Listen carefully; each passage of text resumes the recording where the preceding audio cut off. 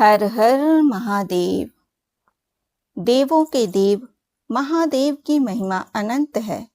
शिव महापुराण रुद्र संहिता के अध्याय 12 में बताया गया है कि भगवान शिव समस्त देवताओं में श्रेष्ठ क्यों हैं और उनकी पूजा प्रत्येक जीव के लिए क्यों आवश्यक मानी गई है। आइए इस दिव्य कथा का श्रवण करते हैं। हर हर महादेव। वक्रतुंड महाकाय सूर्यकोटि समप्रभा निर्विघ्नं कुरु मे देवो सर्वकार्येषु सर्वदा।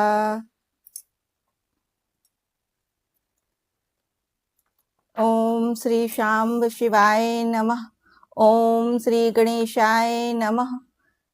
त्वमेव माता च पिता त्वमेव बन्धुश्च सखा त्वमेव विद्या द्रविणं त्वमेव सर्वं मम देव देव। हर हर महादेव। अथ 12वां अध्याय। भगवान शिव की श्रेष्ठता तथा उनके पूजन की अनिवार्य आवश्यकता का प्रतिपादन। नारद जी बोले, हे ब्रह्मन, हे प्रजापते, हे तात, आप धन्य हैं क्योंकि आपकी बुद्धि भगवान शिव में लगी हुई है। हे विधे, आप पुनः इसी विषय का सम्यक प्रकार से विस्तार पूर्वक मुझसे वर्णन कीजिए। ब्रह्मा जी बोले, हे तात, एक समय की बात है, कमल से उत्पन्न होने वाले मैंने चारों ओर से ऋषियों और देवताओं को बुलाकर प्रेम पूर्वक सुंदर और मधुर वाणी में कहा, यदि आप सब नित्य सुख प्राप्त करने की इच्छा रखते हैं और नित्य अपने मनोरथ की सिद्धि चाहते हैं तो मेरे साथ क्षीर सागर के तट पर आएं। इस वचन को सुनकर वे सब मेरे साथ वहां पर गए जहां सर्व कल्याणकारी भगवान विष्णु निवास करते हैं। हे मुने, वहां पर जाकर सभी देवता भगवान जगन्नाथ देव देवेश्वर जनार्दन विष्णु को हाथ जोड़कर प्रणाम करके खड़े हो गए। ब्रह्मा आदि उन उपस्थित देवताओं को देखकर मन में शिव के चरण कमल का स्मरण करते हुए विष्णु जी कहने लगे। विष्णु जी बोले, हे ब्रह्मादि देवों और ऋषियों, आप लोग यहाँ किस लिए आए हुए हैं? प्रेम पूर्वक सब कुछ कहें। इस समय कौन सा कार्य आ पड़ा? ब्रह्मा जी बोले, भगवान विष्णु के द्वारा ऐसा पूछने पर मैंने उन्हें प्रणाम किया और उपस्थित उन सभी देवताओं से कहा कि इस समय आप सबके आने का क्या प्रयोजन है, इसका निवेदन आप सब करें। देवता बोले, हे विष्णु, किसकी सेवा है जो सभी दुखों को दूर करने वाली है, जिसको कि हमें नित्य करना चाहिए।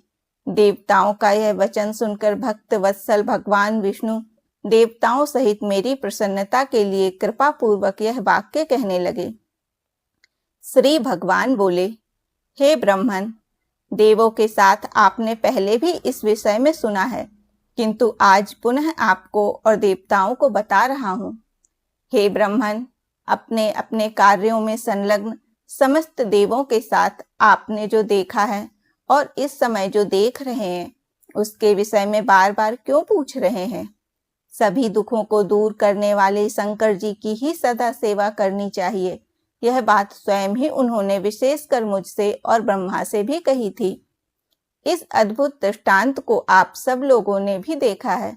अतः सुख चाहने वाले लोगों को कभी भी उनका पूजन नहीं छोड़ना चाहिए। देव देवेश्वर भगवान शंकर के लिंग मूर्ति रूप महेश्वर का त्याग करके अपने बंधु बांधवों सहित तार पुत्र नष्ट हो गए। शिव की आराधना का परित्याग करने के कारण वे सब मेरे द्वारा माया से मोहित होकर दिए गए और जब वे शिव की भक्ति से वंचित हो गए तब वे सब नष्ट और ध्वस्त हो गए। अतः हे देव सत्तम, लिंग मूर्ति धारण करने वाले भगवान शंकर की विशेष श्रद्धा के साथ सदैव पूजा और सेवा करनी चाहिए। शिवलिंग की पूजा करने से ही देवता, दैत्य, हम और आप सभी श्रेष्ठता को प्राप्त कर सके हैं। हे ब्राह्मण, आपने उसे कैसे भुला दिया है? इसलिए जिस किसी भी तरह से भगवान शिव के लिंग का पूजन नित्य करना ही चाहिए। हे ब्राह्मण, सभी मनोकामनाओं की पूर्ति के लिए देवताओं को भगवान शिव की पूजा करनी चाहिए। वहीं मनुष्य के जीवन की बहुत बड़ी हानि है, वही उसके चरित्र का बहुत बड़ा छिद्र है, वही उसकी अंधता और वही महामूर्खता है जिस मुहूर्त अथवा क्षण में मनुष्य शिव का पूजन नहीं करता। जो शिव भक्ति परायण है, जो शिव में अनुरक्त चित्त वाले हैं और जो शिव का स्मरण करते हैं, वे दुख के पात्र नहीं होते। जो महाभाग मन को अच्छे लगने वाले सुंदर सुंदर भवन, सुंदर आभूषणों से युक्त स्त्रियां, इच्छानुकूल धन, पुत्र पौत्रादि संतति, निरोग शरीर, अलौकिक प्रतिष्ठा, स्वर्गलोक का सुख, अंत काल में मुक्ति लाभ तथा परमेश्वर की भक्ति चाहते हैं, वे पूर्व जन्मकृत पुण्याधिक्य के कारण सदा शिव की अर्चना किया करते हैं।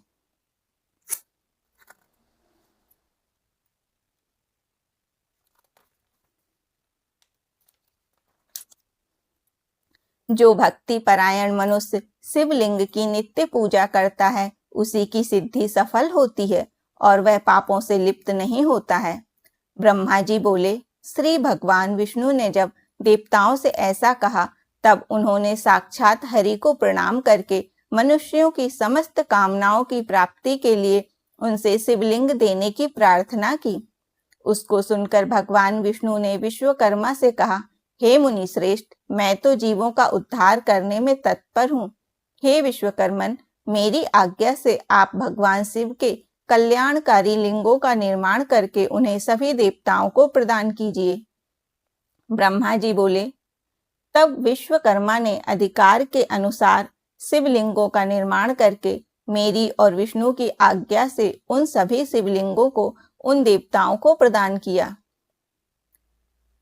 हे ऋषि श्रेष्ठ, वही मैं आज आपसे कह रहा हूं, सुनिए।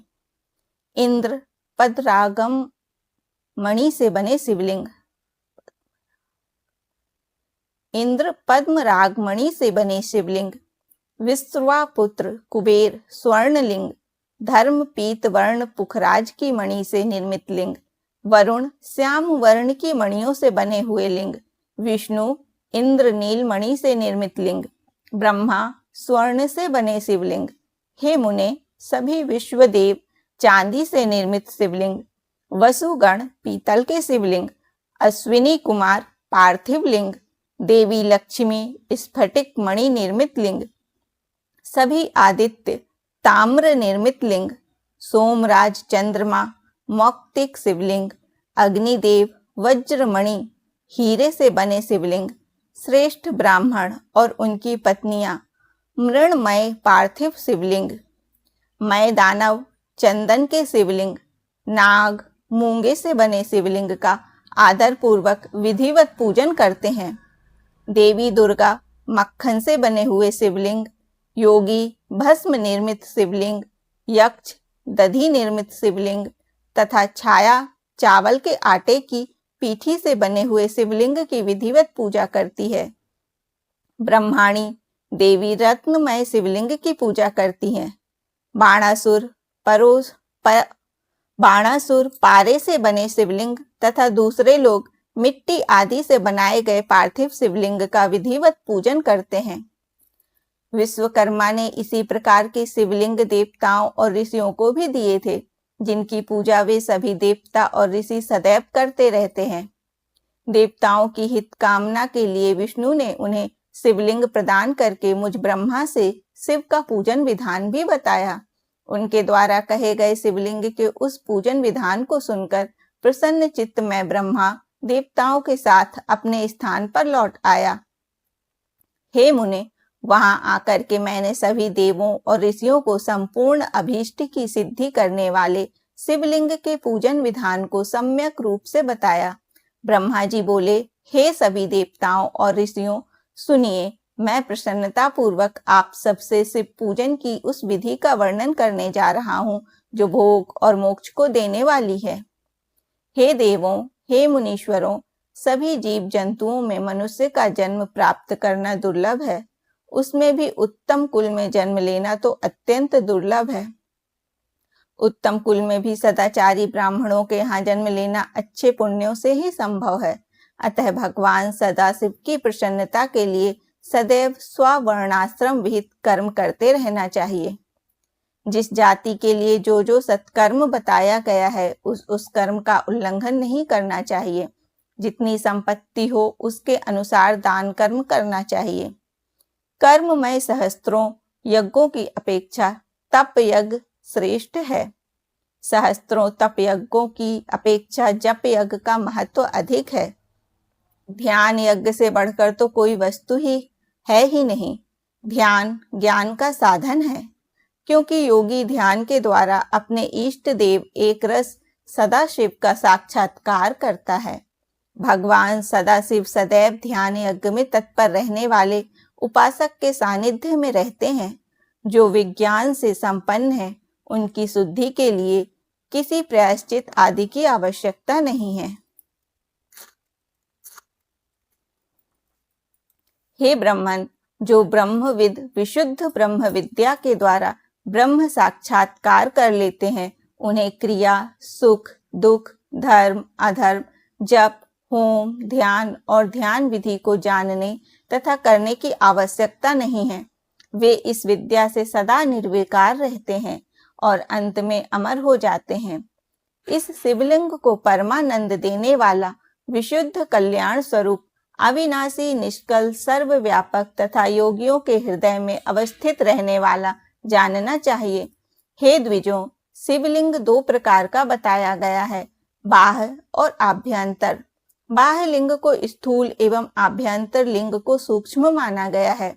जो कर्म यज्ञ में तत्पर रहने वाले हैं वे स्थूल लिंग की अर्चना में रत रहते हैं। सूक्ष्मतया शिव के प्रति ध्यान करने में असक्त अज्ञानियों के लिए शिव के इस स्थूल विग्रह की कल्पना की गई है। जिसको इस आध्यात्मिक सूक्ष्म लिंग का प्रत्यक्षीकरण नहीं होता है, उसे उस स्थूल लिंग में इस सूक्ष्म लिंग की कल्पना करनी चाहिए। इसके अतिरिक्त कोई अन्य उपाय नहीं है। ज्ञानियों के लिए सूक्ष्म लिंग की पूजा का विधान है, जिसमें ध्यान की प्रधानता होती है। ध्यान करने से उस शिव का साक्षात्कार होता है जो सदैव निर्मल और अव्यय रहने वाला है। जिस प्रकार अज्ञानियों के लिए स्थूल लिंग की उत्कृष्टता बताई गई है, उसी प्रकार ज्ञानियों के लिए इस सूक्ष्म लिंग को उत्तम माना गया है।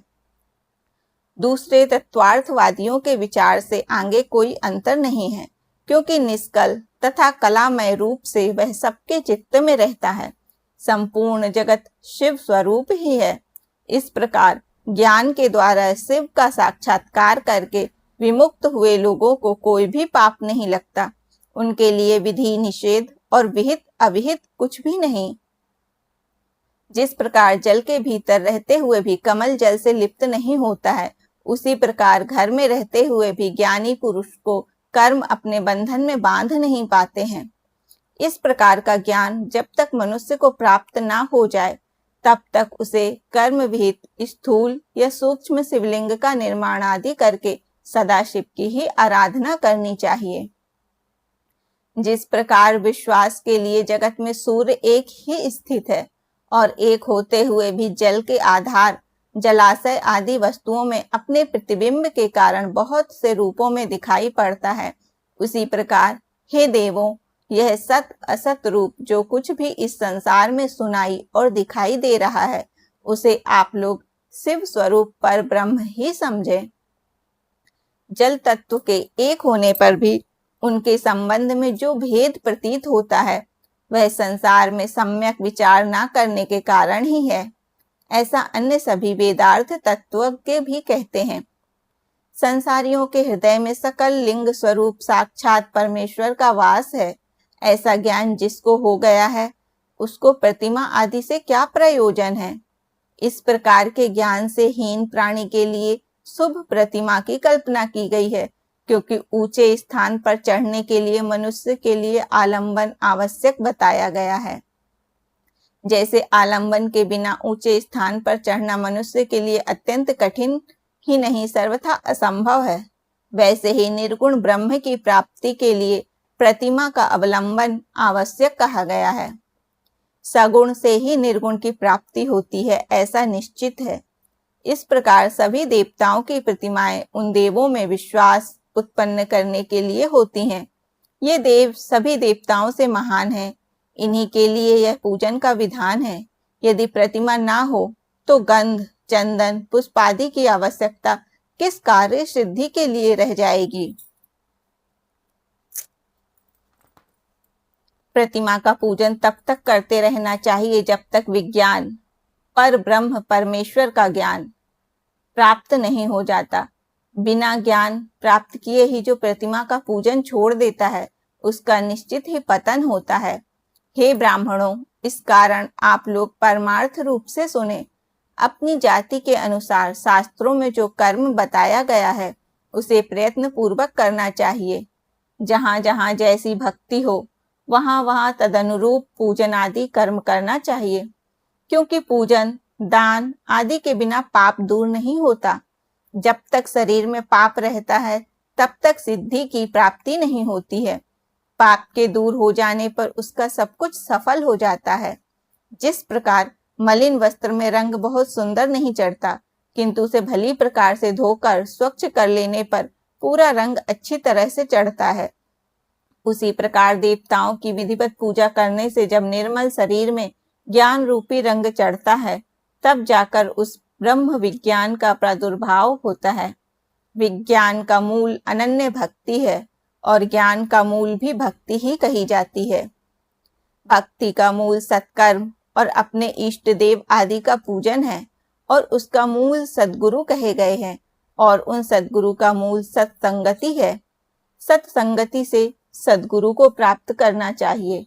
सद्गुरु से प्राप्त मंत्र से देव पूजन आदि सत्कर्म करने चाहिए, क्योंकि देव पूजन से भक्ति उत्पन्न होती है और उस भक्ति से ज्ञान का प्रादुर्भाव होता है।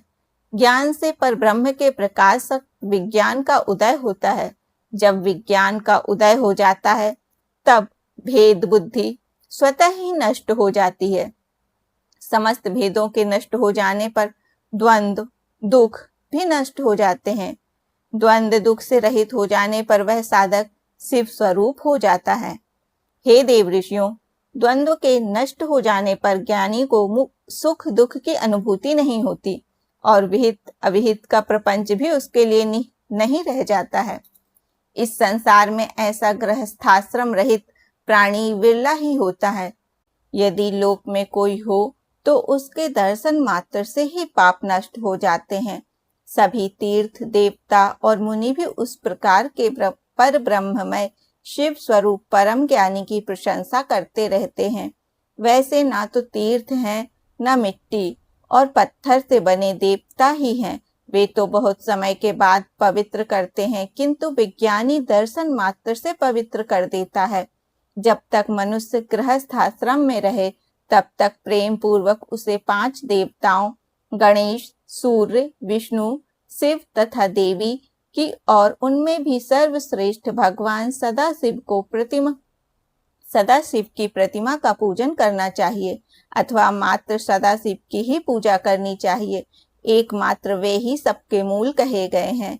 हे देवों, जैसे मूल जड़ के सींचे जाने पर सभी शाखाएं स्वतः तृप्त हो जाती हैं, वैसे ही सर्वदेवमय सदाशिव के ही पूजन से सभी देवताओं का पूजन हो जाता है और वे प्रसन्न हो जाते हैं।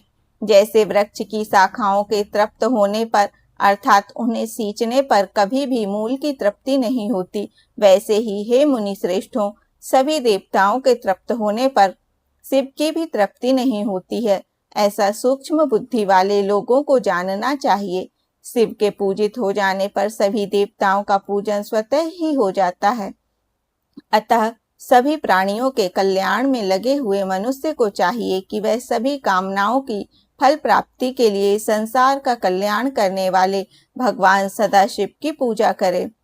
इस प्रकार श्री शिव महापुराण के अंतर्गत द्वितीय रुद्र संहिता के प्रथम खंड में सृष्टि उपाख्यान में पूजा विधि वर्णन क्रम में सारा सार विचार वर्णन नामक 12वां अध्याय पूर्ण हुआ।